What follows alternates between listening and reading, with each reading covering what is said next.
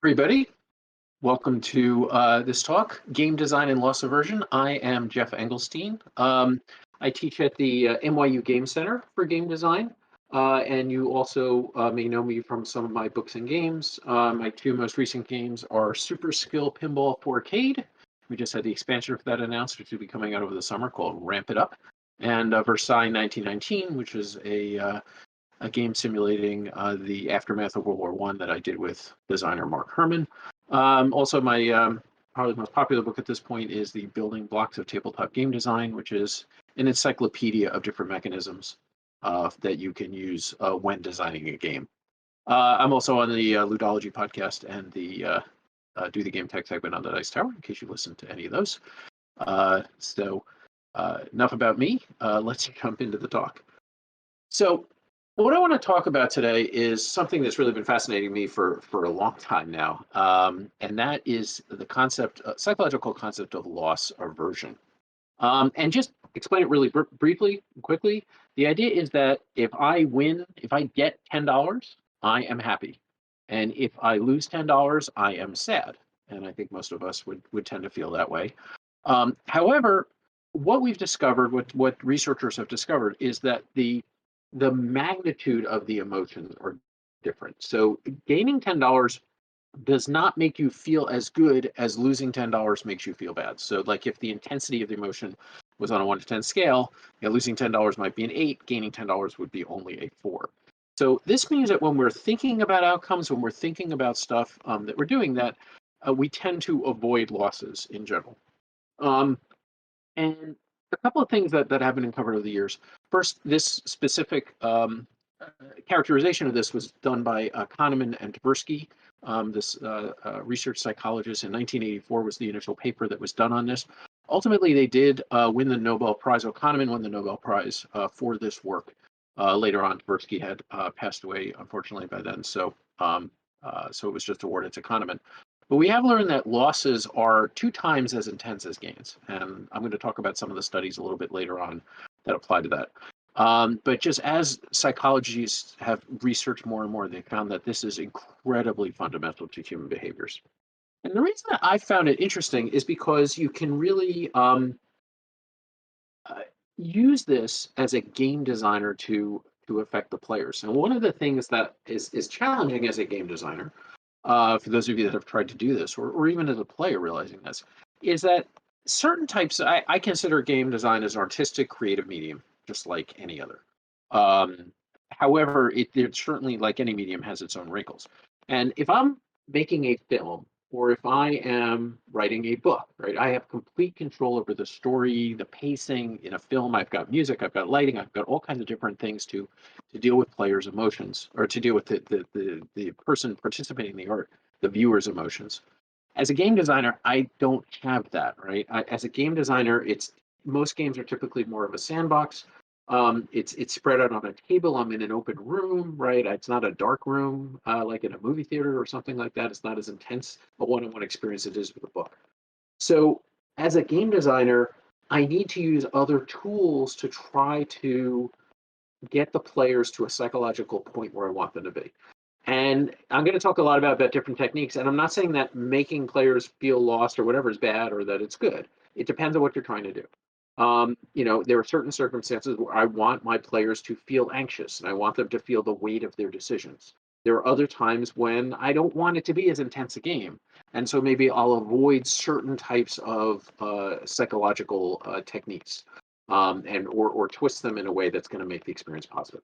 So by understanding this, it lets you approach these things in a different way as a game designer, as opposed to creating other types of media, even video games to a certain extent, although I'm going to talk a lot about video games in this presentation as well. Okay, so I'm going to start by playing a game, and I'm hoping to, normally when I do this presentation, I'll have a poll set up, like a Zoom poll or something like this. Because we're doing it in Twitch, we're going to try doing it through the chat. So I'm going to give you a series of choices throughout this presentation, and they're just going to be A and B. So if you don't mind, when you see the choices, I'll explain them, and then you can pick whether you personally would go with A or B. And then we'll kind of go from there. I'm just going to get a feel for it. We're not going to be able to tabulate it, but I like making it a little bit more interactive. And just go with your gut. I mean, you can try to game the system, which I guess I would expect in this type of an audience, but just in general, just go with your gut reaction of what you think you would do. So the first one is two choices, choice A and B. So in the first choice, if you choose that, you will get $3,000 guaranteed. In the second choice, you would get an 80% chance to get $4,000, but 20% of the time, 1 out of 5 times, you will get nothing. And just to take some of the math out of it, for those of you that aren't as mathematically minded, there's something called the expectation value. So on average, with choice B, you will get $3,200.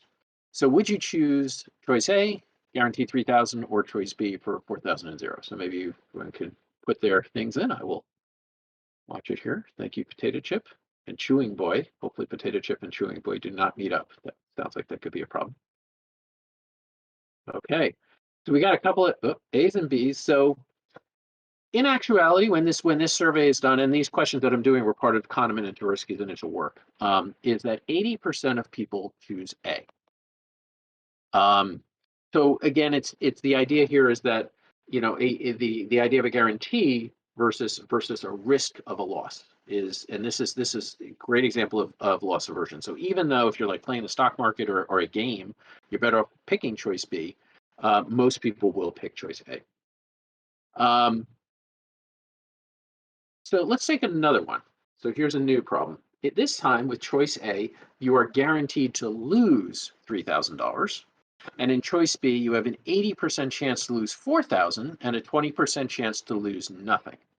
So which of these two options would you pick, A or B? A, guarantee losing 3,000, or B, a chance to lose 4,000, but also a chance to lose nothing? Okay, I'm seeing a couple of B's. A few more seconds for things to come in here. Okay, I see most of you are choosing B. When this is done, about 3/4 of the people surveyed choose B. Okay, so this is playing right into what we're talking about. The idea here is again that people will, and this is sort of a generalized rule with people, is that people prefer when they're gaining, they prefer a guaranteed gain over a chance, taking a risk.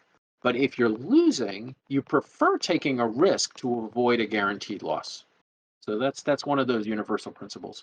And I don't, probably most of you have not read a lot of psychology studies like I do as a hobby, but like an 80% result or a 75% result like you have on these is really unheard of. Okay, that's most of the time it's like 55-45 and stuff like that. So these, it's not guaranteed, but these are pretty strong results about human psychology. Now here's another one. I'm not going to ask people about this, but in this case, A and B, when presented with these types of choices, you can see here that we've lowered the percentages quite a bit. So now choice A has a 0.2% chance of winning 3,000, 0.1% chance of winning 6,000, and then C and D are the same thing except with losing. Now here, when you get, in this case, the expectation value across is the same. For those of you who know the math, it's, you'd multiply 0.2% times 3,000 and 0.1% times 6,000. In this case, things start to flip a little bit, right? So here, people will take a lower chance to win the bigger number. And similarly on the losing, so most people will take, here. Yeah, okay. So 73% in this case will choose C, losing the smaller number. Most people on the first choice, A and B, will choose the 0.1% chance to win 6,000. This goes to another rule about human psychology, is that we are really bad at small number math, okay? So what happens in our brains is when you start getting to low probabilities and low probability events like 1 in a million, or even this where it's 0.1%, which is 1 in 1,000. So 1 in 1,000 versus 2 in 1,000 chance, our brains are really bad at figuring that out. So we lump 0.1% chance and 0.2% chance into exactly the same buckets. We say that those are the same. So if 0.2%, so if the chances are the same, then I'm gonna take the higher value to win and I'm gonna take the lower value to lose. And as a game designer, you can adapt this as well when you get into some bonus positions and jackpot positions. I'm going to talk a little bit about that later. I'm sure you can imagine some situations in the real world where this is manipulated for evil, some might say, of dealing with people's poor interpretation of low probability events. I mean, even just recently, recently with the issues with the Johnson & Johnson vaccine, where there was like 6 instances of problems out of 6 million vaccines or whatever that were administered, people have a very, very difficult time understanding what that really means and how that applies to their real lives. So they tend to just lump them all together and just look at the result. Okay. So again, this was our original problem here. 100% chance to get 3,000, 80% chance to get 4,000, and 20% chance to get 0. Now, again, people wouldn't take that. But now let's change this a little bit. Okay, well, in this case, a lot. So now we have a 100% chance to get 3,000. And choice B is a 99.9% chance to get 4,000 and a 0.1% chance to get 0. I'm not going to bother doing a poll on this one. But I have given this, kind of informally to people, and people still hesitate, right? People still look at that B and they're like, I don't know. I don't know if I would take that one. Now, in one sense, if you're like a stockbroker or something like that, or a gambler, right, you'd be crazy not to take choice B. You're going to get a lot more money out of it. The problem is, again, psychologically, that loss, that 0.1% chance to get 0, that looms very large in our brains, and it exhibits as what psychologists call regret. It's a sort of technical definition of regret in this case, in that you're thinking about, boy, if I hit that 0.1% chance, I am going to be so upset that that's what you're using to make your decision based on. So I think that's just really interesting psychologically in terms of how people approach these kind of things. 100% and 0% have very, very special places in our brains. And you can look at a lot of evolutionary psychology and stuff like that about why that may be. But, it doesn't deny the reality that if I tell you 100% chance to do something versus 99.9, it's a different thing in people's brains. We have a question in the chat. Can this be attributed to distrust of presented choices in the first set of cases and the accuracy of low probabilities in the second? I don't think that but distrust of presented choices, I haven't seen any studies that say that like people just feel like if they win the bigger number, a bigger dollar amount, they're not going to get it, or that it's not going to be a fair die roll. So I don't think that it's that.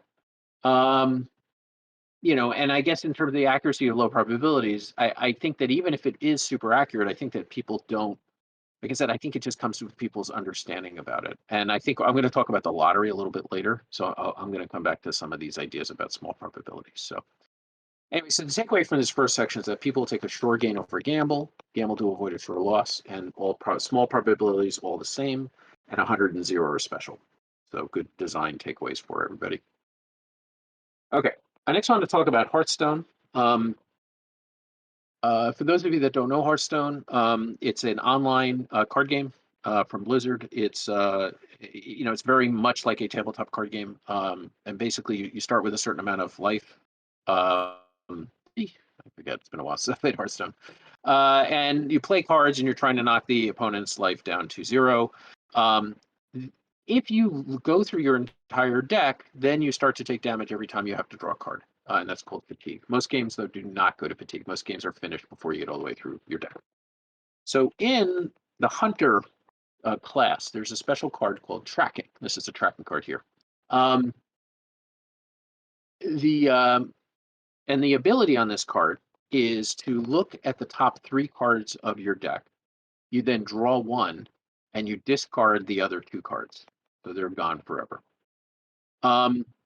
This card I find this card fascinating because it's kind of like loss aversion laid bare, right? If you look at the comments on some of the Hearthstone forums and stuff like that, people talking about tracking, here's 2 quotes I pulled. I see the use of tracking, but psychologically I've always disliked the idea of burning 2 cards to get a third. If I put a card in my deck, it means I want it to use it, not to discard it in favor of something else. If I want to draw a card, I can flare instead, which is a different type of card. And there's another one, Tracking, burn 2 other cards to draw 1 and possibly lose key parts of your deck. So this is the loss aversion aspect of it. Now, once you start playing Hunter for a while, and I used to play a lot of Hunter, good Hunter players, Tracking is a fantastic card, okay? Because you're you're drawing 3 cards, so you can hopefully you want to save tracking for when you need to find a card that does a specific thing. So you have a pretty decent chance of finding it. Also, you know which other 2 cards are out of your deck now, so you can play around it. And the only time that discarding 2 cards matters is if you get to fatigue. If you don't get to fatigue, it really doesn't matter. You could treat those cards as if they were on the bottom of your deck and you never would have seen them anyway. But psychologically, you've seen them and they're gone. So just for fun, I had done some surveys with some of my classes that knew Hearthstone. I'd ask people, and here's an alternate effect, which is worded incredibly badly. So the actual card is over there on the left, but on the right, look at the top 3 cards of your deck, keep 1, and shuffle the other 2 back into your deck. Then discard the bottom 2 cards in your deck without looking at them. Now, in my informal surveys, people, particularly people that haven't played Hearthstone or aren't gamers or really heavy gamers, much prefer this effect. Okay, they don't see the cards that they're discarding, and they also realize from looking at it that, oh, these 2 cards are on the bottom of the deck, and so the chances that I was going to get them are pretty slim anyway, right? So it's psychologically it's different. It's much less anxiety causing than the normal tracking effect has. Now, this is strictly worse than the tracking effect that's actually on a card or that was on a card, right? The draw 1 and discard the others, because you can see them all. You know, 2 cards you know that you're not going to have, and you can play around that, as I said. So I think this is a really nice example. Now, interestingly, Hearthstone, which is kind of considered a more casual game in the Blizzard line, just this year, and I first started looking at this, doing these studies of Hearthstone and the way they phrase the cards years ago, but they just changed the tracking card a couple of months ago. And this is the new one. It's discover a card from your deck. So now it just shows you 3 cards. You get to pick one, and the other 2 just get shuffled back into your deck. You don't discard anything. So it's now a way better card, but I think they just found that the psychological anxiety that the tracking card was causing in new players, that they decided they just wanted to dial back on it. And it's just I think it's interesting, and it speaks to, from a game design standpoint, about how you have to take the psychology into it. I don't think anybody, Hearthstone, there's endless arguments about which cards are overpowered and which ones are too weak or whatever. Tracking was a staple, always a staple in people's decks. It was never really considered to be super duper, certainly not underpowered, that it needed to be buffed like it was in 2021. So, but I'm sure that Blizzard did it just for psychological reasons. Okay. I'm going to take a little. I love this study. I'm going to take a quick little side thing just from games for a second to talk about this study. So this was the Chicago bonus study. So they went to a bunch of teachers, and they divided them up into 3 groups. And the teachers there was a test that was at the end of the year, that the students were given a test at the beginning of the year, and they were given the same test at the end of the year, and the teachers were evaluated on how they improved. And group 1 was given a bonus if the students improved on the test scores from the beginning of the year to the end of the year. Group 2 got no bonus no matter what happened. And group 3 got their bonus at the start of the year, and they had to give it back if students did not improve on the test scores at the end of the year. And when they actually went through the school year and did this study, they found that, shockingly, the only group that improved scores was group 3. The first one, again, which was giving a bonus if the students improved on the test scores, the students did not really improve on the test scores at all. The only ones that improved were the ones where the teachers were given money and then told, unless you do a good job, if you believe, and I'm not sure how well test scores necessarily like this evaluate to a good job, but just in terms of the context of this study, if you get these test scores to go up, you have to give the money back, right? Now, for me as a teacher, I could just take that money and I could put it in the cookie jar and then only take it out if I did good things happen at the end of the year. By giving it to people and then forcing them to give it back, they were much more engaged in getting those test scores up by the end of the year. Now, these types of studies are always a little bit suspect. There's a big thing is the novelty factor. Studies have shown, and I won't go into it in detail, but you can research this yourself. anytime you mix things up with people a little bit, it's going to make them pay attention more and be more effective and stuff like that. Getting a bonus at the end of the year based on performance is pretty standard. This non-standard bonus is just going to refocus you in a different way. And there's other, if you really wanted to do this on a large scale, like what happens if somebody leaves in the middle of the school year? Do they have to get back their bonus then? Or what if they refuse to get back the bonus? And just administration is difficult if you really wanted to try to implement this. But I think it's interesting nonetheless and underscores this idea of grabbing people's attention by giving them something and then potentially taking it away from them. Okay, let's play another game.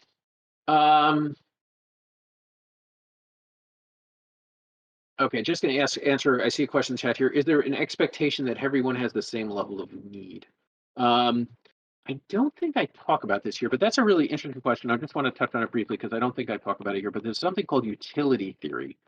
And what utility theory says is that, so like getting $3,000 versus getting the, a $3,000 versus getting the $4,000 is that in your head, those kind of occupy the same place, right? Like if I give you a chance of 100% chance of winning $1 million and a 90% chance of winning $5 million or zero, right?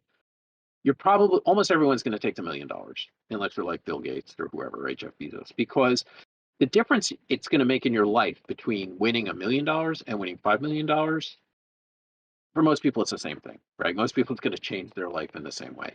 And that's called utility theory. And actually, utility theory is the complete basis behind deal or no deal, which I also have a whole separate talk about deal or no deal, which I just love because mathematically it doesn't make any sense for the players to do whatever they want, but it makes all the sense in the world from a utility theory standpoint. They're offering me $350,000. In this case, on average, it's worth $500,000, but those two numbers are the same in my mind. So anyway, that's utility theory. Okay, next is game time, right? Okay, and I meant to say this at the beginning of the talk. I apologize for this. This question is going to be pandemic related. These questions were part of the original studies that were done by Kahneman and Tversky, so I just left them the way that they were because I didn't want to invalidate the data that they got and change them. And I think that the emotional content is part of it.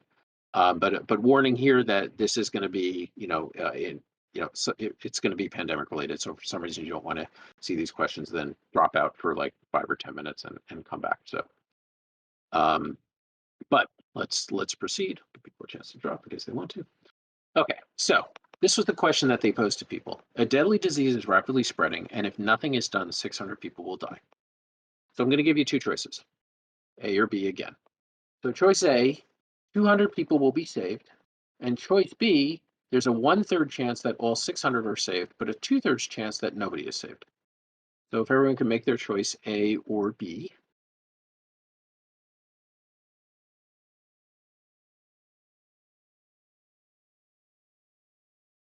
Which would you pick, A or B? Anybody? People there?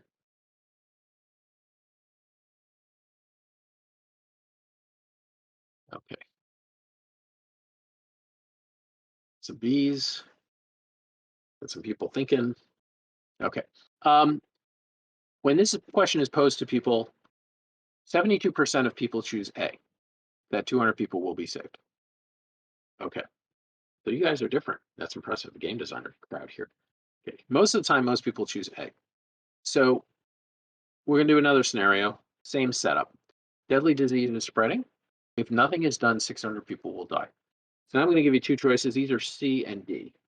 So choice C is 400 people will die. And choice D is a 1/3 chance that no one dies and a 2/3 chance that 600 people die. So which would you pick here? C or D?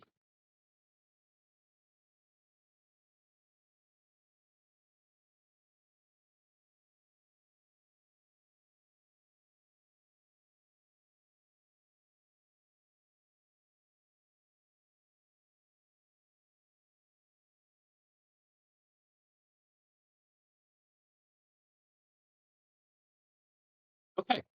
So again, when this is posed to the general public, 78% choose D. And also just when these are generally posed to the public, they're not given in rapid succession like you guys got them. So again, these are the four choices, A, B, C, and D. A, 200 people will be saved. B, 1/3 chance 600, 2/3 chance no people. C, 400 people will die. 1/3 chance no one dies. 2/3 chance 600 die. Now you're probably noticing at this point, the trick that they built into these questions, which is that since 600 people are involved, A and C are exactly the same, and B and D are exactly the same. And yet, again, 75% of the people chose A, and 75% of the people chose D when given between C and D. So they switched what their options were. And this concept is what is called framing. What is a gain? What is a loss? And here we've got these very loaded terms, right? You've got 200 people will be saved versus 400 people will die. 400 people will die. That's a real tough thing for people to sign up for. And again, we talked about that people will gamble to avoid a loss. So very much so, people will choose D, which is gambling to avoid a loss. 400 people absolutely dying, and a 1/3 chance that no one dies. Most people want to sign up for that. But if you flip it and express it as a positive, express it as 200 people will be saved, people are like, oh, saved. It's got a different emotional load. So in game design, this was something that a story that I like to tell around this was my game Pit Crew, which for those of you that haven't played it, is a real-time team-based game where you're trying to fix your car as quickly as possible and get it back out onto the racetrack. And then you roll a die to move your car around the track while other people are fixing their car. And the track, which you see pictured here, is strictly a scoring mechanism. So just who's ever in the lead at the end of 3 rounds wins the game. So originally when I did the game, it's real time and it's super fast, and you have to like change tires by playing numbered cards in order, and you can have to fill your fuel tank by playing cards that add up to certain values as close as possible, and change the engine by playing certain combinations. There's all kinds of different things that you have to do on your car. And the balance, the psychology that I wanted to go for in this, the experience that I wanted the players to have, is I wanted mistakes to be part of it. I wanted people to play super fast, try to get their cars out on the track as quickly as possible, and start rolling that die so they can move their car around the track, and beat out the other people and put pressure on the other teams, and even sometimes intentionally making mistakes. I've seen games where people only put 3 tires on a car just so they can start rolling and getting moving sooner. When you roll, every time you roll a 6, you get to move your car forward 1 space. So after everyone is finished putting their car together, though, then we go back, and for every mistake that you make, you get penalty points. And in the original rules, what penalty points was they moved you backwards 1 space on the track for each penalty point that you got. It was a very simple and direct way to handle it. And when I played it, particularly when I was testing it with children, and this was kind of aimed at a family game, not super young kids, but 10 years old, 11, 12, enjoyed the game. Nobody was making mistakes.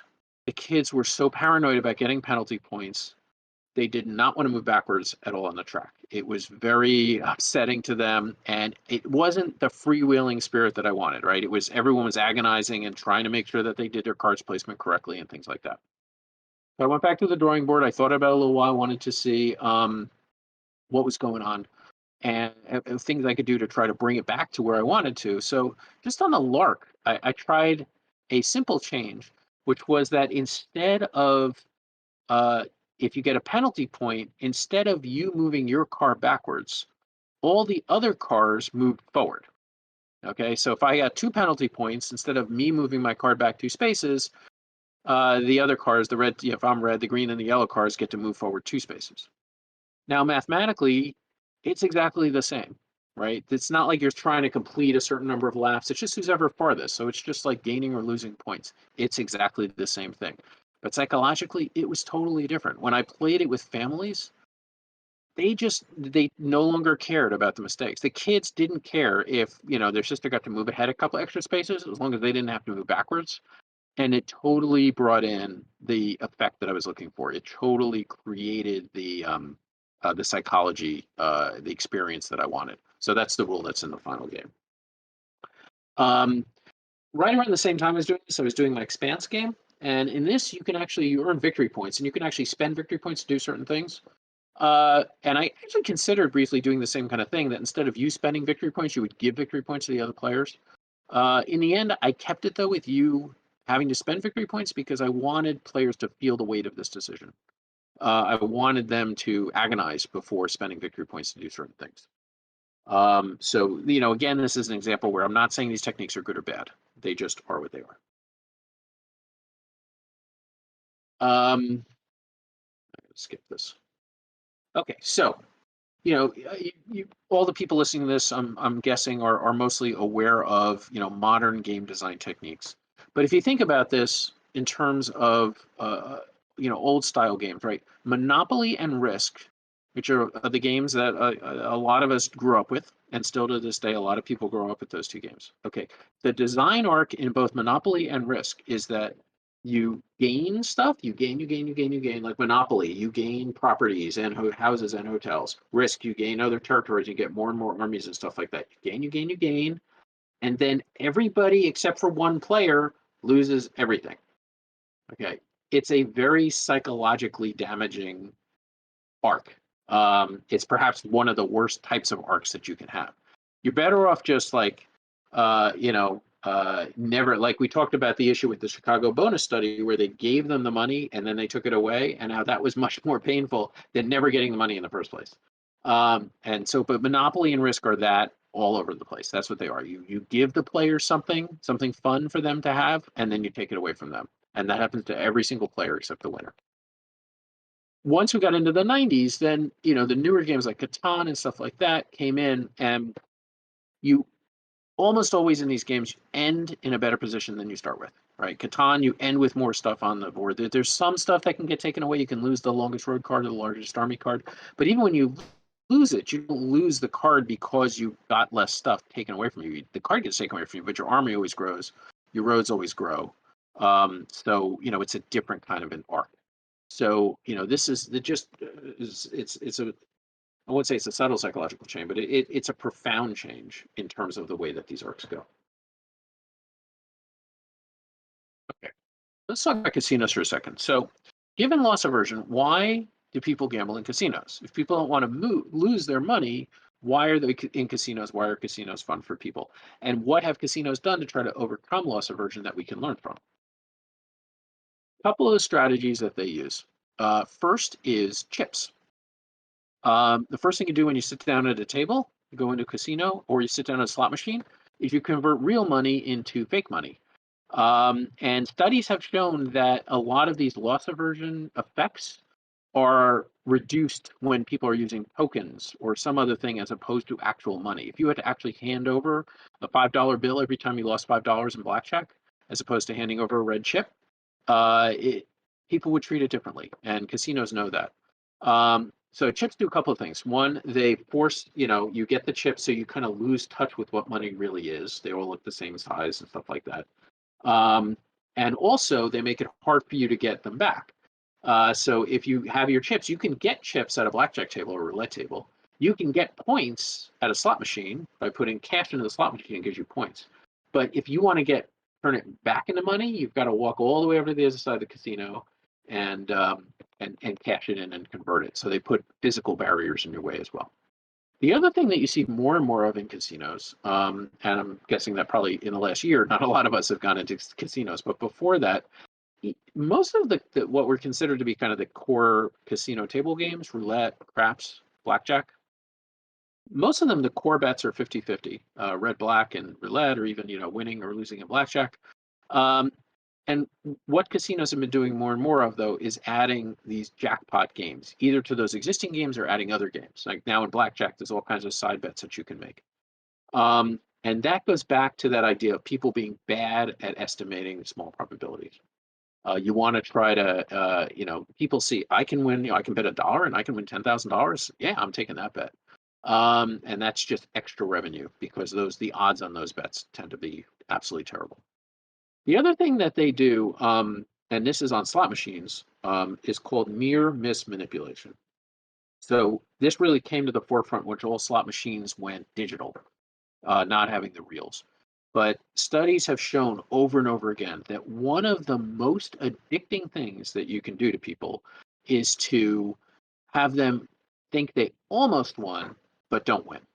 And that has to be coupled also with a random, you randomly win or randomly lose, but not just randomly win, which is addicting to begin with, of when you don't know when you're actually going to get the payout. If I hit a lever and every time I hit a lever I get a treat, it's not as addicting as if I hit a lever and maybe 1 out of every 5 times randomly I get a treat. I'm going to be much more excited to hit that lever if I don't know if I'm going to get something or not. And near miss amplifies this like 10 or 20 times. Near miss means that you see the reels going around and it shows you as they slow down, it looks like you have won, or it looks like you almost won. If this bar had been just 1 spot lower, you would have won the big jackpot. And that, more than anything else, keeps people coming back to slot machines. And they 100%, the software that's in there, it is engineered to create near miss situations. As soon as you push the button on a slot machine, it decides if you're winning or losing. The rest of it is just an animation that it decides to show.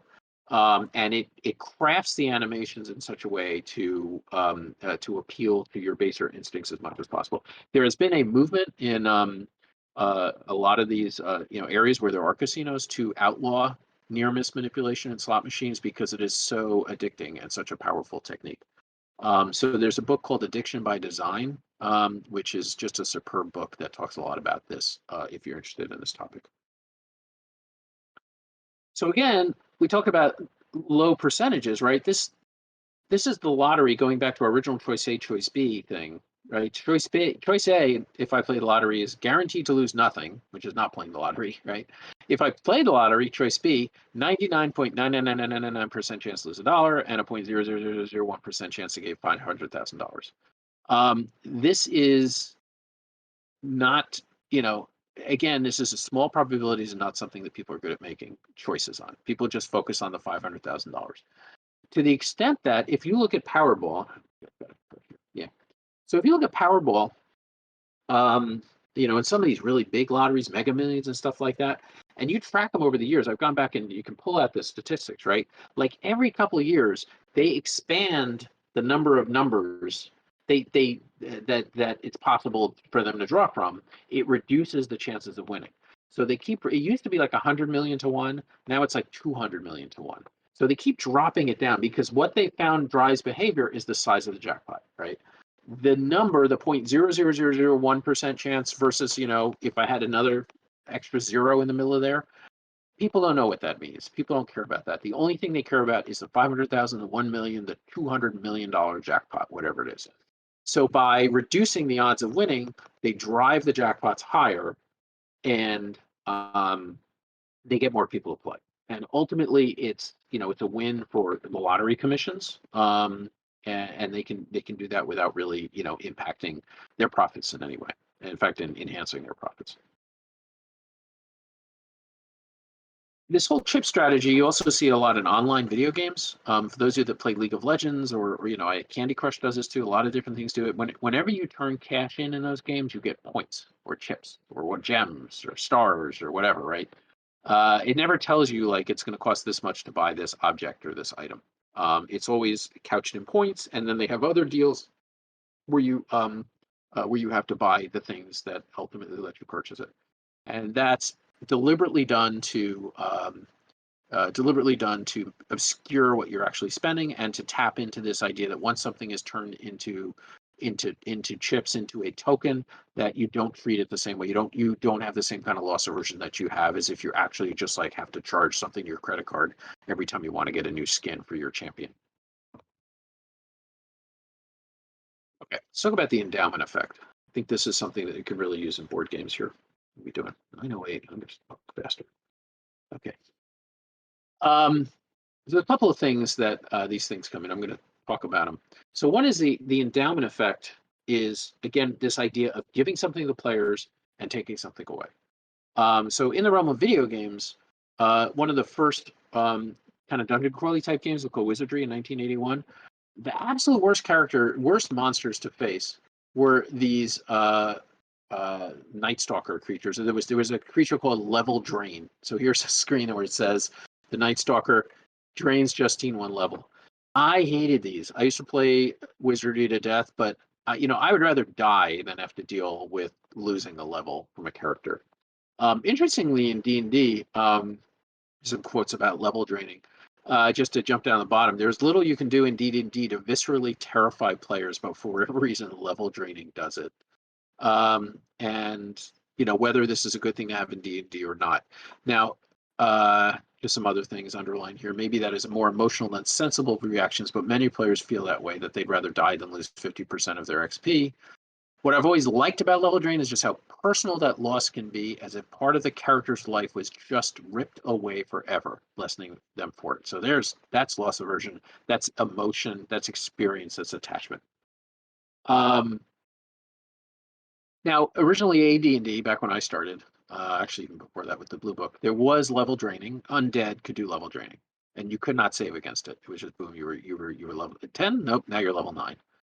In third edition, there was a saving roll that was allowed to save against losing a level, and then in fourth edition, level draining got completely eliminated from D&D. There is no more level draining in the system. And interestingly, even in Pathfinder, which was basically D&D 3.5, so it took they kind of continued it. They kept just about everything in D&D, but they did eliminate the level draining when the first editions of Pathfinder came out.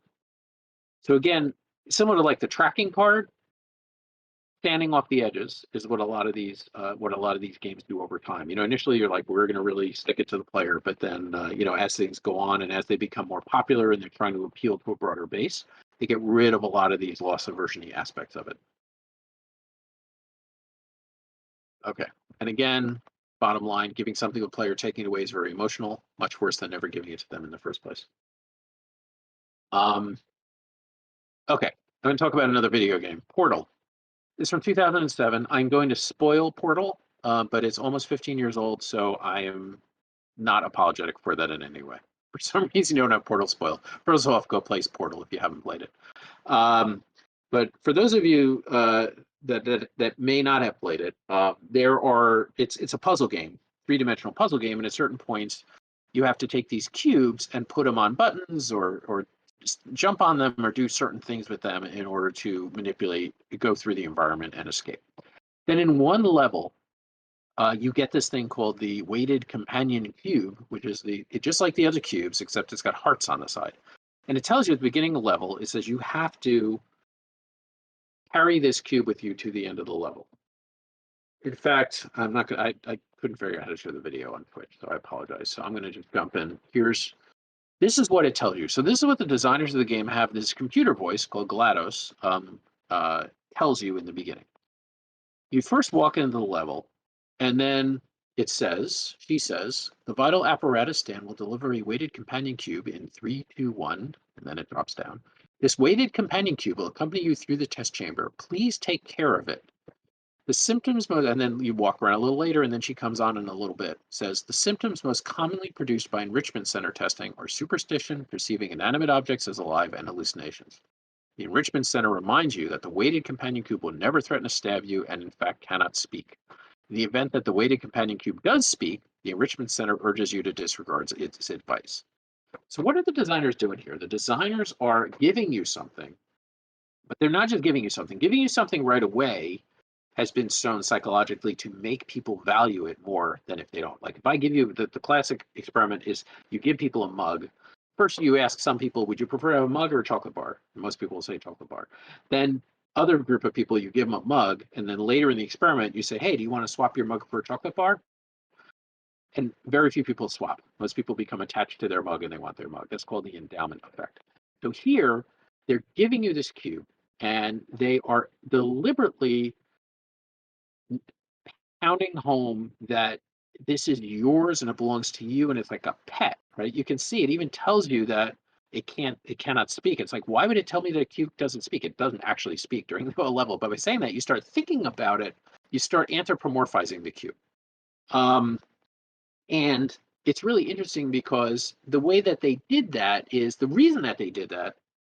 I've read some interviews with the designers of the game is that, and let me just say that this is, well, I'm jumping around. Let me go to it. So anyways, you go through the whole thing. And then when you get to the end of the level, you carry the cube through the level. And then when you get to the end of the level, you come to this lovely red pit and it says, you did it. The weighted companion cube certainly brought you good luck. However, it cannot accompany you for the rest of the test and unfortunately must be euthanized. Please escort your weighted companion cube to the Aperture Science Emergency Intelligence Incinerator. And then you have to throw the cube in there in order to go leave the level and go to the next level. Um, People really do not like to do this. Um, this was very emotionally devastating for a lot of people. A lot of people spent a lot of time trying to figure out ways to finish the level without destroying the cube. You notice also it says euthanized instead of destroyed, again personifying it. So this is deliberately playing on players' emotions. And so as I said, I was reading an interview with the designers of Portal, and they said that originally it was just a regular cube when they first designed it, and people kept forgetting to carry the cube with them. And so they started adding, they were like, how can we make the players remember to carry the cube? So first they put these little hearts on it, and then they added the text. They just kept upping the ante to get players emotionally attached to it so that they remembered to carry it with them. It's like one of those experiments in high school, where they send the kids home with the baby and they have to take care of the baby. How do you get people attached to this inanimate object? So, and ultimately they got to a point where players were so obsessed with it that they said, we can now use this to our advantage and create an incredible emotional moment for players that they have to destroy their cube that they have come to know and love. And Portal, became really, really popular. But this is one level out of like 20, and it's a pretty short level at that.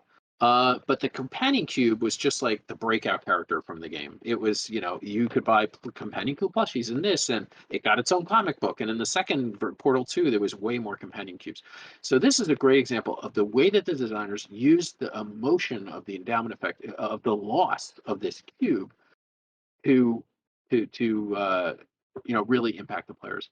I think it's also an interesting instructional point because we talked about how not everybody reacts the same way, and even as a designer, we hope that certain people will react in certain ways, but there's no guarantee of it. My kids, my kids played through this game, and I watched them, and I was very excited to see how, when they got to the companion cube part, and they were really into it. And were very upset when they had to destroy the cube, and also agonized over it. And it was a big, emotional point for them. And then years later, they had a younger cousin, and when she came over, they played all the way through Portal. We were on a film, and they got up to, and they were gleefully looking on as Elle, their cousin, got to the point where she had to throw the cube away, and she just, without blinking an eye, just boom, threw the cube in the fire. Didn't phase her at all, and my kids were just horrified. And she has actually grown up to be a reasonably normal person, has not turned into a serial killer yet. So, it's just the way it is. There's no guarantees in life. So I always think that's an interesting example. Okay, it's already 9:15 here. So here's an idea for a pickup and deliver game, right? That builds on some of these, which is when you get a contract, you get paid for the contract when you take the contract. And then you have a certain number of turns to complete it. If you don't complete it, you have to give the money back. I think that would be a really interesting twist on it. Maybe there is a game that does that. I'm not aware of one. I haven't designed this yet, but I just think that it would really hook the players in an interesting way of getting them more emotionally invested about having to complete this stuff. I mean, there's a lot of pick 'em and deliver games where it just can kind of drag on, or maybe you have you're trying to like a empire builder in the crayon rails, but then it's just whoever does it first, right? Here's a time limit, and you actually have to give money back. It's not just that the contract goes away and you don't get the reward, but that you have to give it back. So I think that would be pretty cool. Okay, I'm going to completely skip talking about regret because it's already 9:15, and there's one of my favorite studies. I'm going to do this. Okay, I'm going to talk about endowed progress, and then I'll take some last questions. So endowed progress effect. So this study was from 2006, Nunes and Dries. They gave 2 different coupons to people. The first one was had 8 punches. If you had 8 punches, you went back to the car wash 8 times, you got a free car wash. Second group of people got this 10 punch coupon, but 2 of them were already punched. So you still had to go back 8 times. In both cases, you had to go back to the car wash 8 times. And then you got a free car wash. And they sat back and said, okay, how many people completed got the free car wash. And the first one, 19% of the people earned the free car wash, and in the second one, 34% of the people got the free car wash. Almost double the number of people got it. And they called this the endowed progress effect. And the idea was that people felt invested, that you already had a coupon with 2 punches that were taken out of it, right? And so you had something that had some perceived value. A coupon that had nothing started in it, you didn't feel invested. Here it's like, I'm giving you 2 free punches. So it goes back to that endowment effect that, in this case, they called it endowed progress. It's that same idea of giving people something to get them started on the road. Okay. So how could you use that in a game? A couple of ideas. One, first, is the Settlers of Catan, or just Catan now, I guess. So in Catan, you have to get 10 victory points, but every player starts with 2. I know people think about it that way, but you really do. You start with the 2 villages. So it's actually exactly analogous to the car wash. I've always wanted to ask car wash people if they knew Catan, because it just seems odd that that they would use that exact same configuration of having to get to 10 punches, but giving people 2 punches immediately. But Catan starts you on the track. You've already got 2 points out of the 10 that you need to win when you start the game. And then from this, I've kind of extended it into what I call staggered goal engagement theory, which is never going to catch on because it's a terrible name. But there are games like Civilization, the computer game, for example, or there's even board games where you always feel like you want to take one more turn, right? You want to keep going. You're constantly engaged from beginning to end. And I think that the endowed progress effect explains this through this staggered goal engagement theory idea. So the thing about Civilization games, for example, is that you're working simultaneously on multiple projects or multiple goals. So maybe I'm sending a guy around scouting out to explore territories. Maybe I'm researching a technology. I'm building a new granary. I'm building a warrior. I'm building a wonder. All these things are happening at the same time, but they all take different numbers of turns to complete. And here you'll see the blue lines represent the turns. So pretty much at the end of any given turn, something is ending or is close to ending. Okay, so whenever I'm going to finish a turn, I never reach a point where like everything I was working on is finished. I've always got something that's lingering that I've got that's bringing me forward, that's carrying me forward through the game. And I think that that is extremely powerful psychologically. And, like I said, you look at games like Civilization that do that. I think there are some games I've played. I'm trying to remember. I've played some games where like, and I'm sure you folks have as well, is that you're trying to like build into something or like purchase something big or like an upgrade card or something, right? And you build and you accumulate all the resources that you need to get, and then you cash them in and you get your thing, and you feel like, okay, I'm back to square one. I got to go back to the beginning, and now I got to start pulling and maybe I got a little bit of a better engine now. Maybe that card I got helps me get something else. But you just have that feeling like it's just it's just build up and reset and build up and reset. These games never have that, right? They always have. You've got multiple projects and multiple goals, and they don't all end at the same time. So that's why I call it staggered goal. So I think that this is an incredibly powerful technique for game design of keeping players in. And the key is keeping the turns short, having multiple projects happen at the same time, and having leftover stuff. I mean, even D&D does this with levels, right? It's very rare when you go up a level that you have no XP on the next level. You always overshoot the boundary, and you have some experience points that are carrying you up to the next level. Okay, so that's the time. So there's a bunch of different things that kind of come into loss aversion. I did actually write an entire book on this if you're interested in learning more about it. Which is this here, Achievement Relocked. A lot of these examples are from there, but I had a lot of other interesting examples. There's a whole bunch of stuff on regret. Competence theory is really interesting too. So if you found this interesting, and I hope that you did, then yeah, please check out this book with MIT Press. So thank you, and I will check and see if there's any other questions floating around.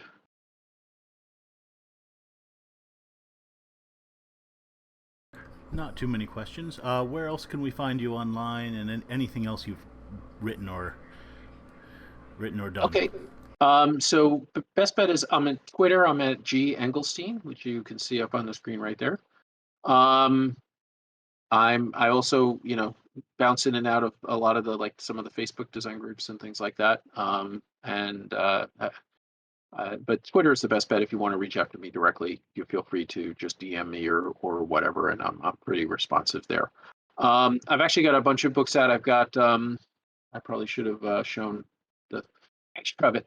My latest book is called Game Production, and it is specifically about prototyping and manufacturing board games. So it gives a lot of tips about how to make prototypes, both physical and digital, and also has a lot on graphic design, rules, different ways to structure your rules and lay out your rules, how to do different, what you should have for an alpha prototype versus a beta prototype. It's got a whole section on manufacturing, about actually, like, I work with Panda on Panda games, and I have all kinds of charts and tables showing what, like, cubes cost and what cards cost and different size cards and how many cards should be on a sheet and how you should set up your artwork for printing it and how you do punch boards and the different spacing you need between tokens on punch boards and stuff like that. So that's called Game Production. And it's a kind of a generic name. So if you do Game Production and search on Engelstein, that'll come up for you. So that's my latest book. And then, as I mentioned, the Building Blocks book as well. Again, I think that's about my time, unless there's, oh, look at that. Somebody very helpfully. Thank you, Mysterious Dex Concord, for putting the link in there. Let's see if there's any other questions. Oh, Melissa said, yes, Addiction by Design is an excellent book. Yeah, I guess that's it. Okay. So again, thanks to the Zones of Connection team, Rensselaer, Bradley, the folks at Double Exposure and the Envoy program for putting this together. It's been a terrific program. I appreciate you spending time with me. I know it's kind of an odd time on a Saturday night, but I appreciate you spending time here with me, and I hope that you enjoyed the other sessions as much as I did.